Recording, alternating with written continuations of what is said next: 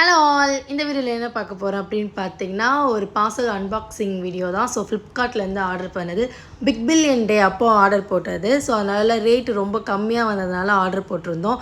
என்னன்னு பார்த்தீங்கன்னா cooker set தான். ஸோ அதில் வந்து 3 கொடுத்துருந்தாங்க. ஒன்று வந்து 5 லிட்டர். 5 லிட்டருக்கு பார்த்திங்கன்னா பெரிய மூடி தனியாக கொடுத்துருந்தாங்க. அதுக்கு விசிலும் வந்து தனியாக கொடுத்துருந்தாங்க. அதுக்கப்புறம் பார்த்திங்கன்னா 3 லிட்டர் ஒன்று கொடுத்துருந்தாங்க.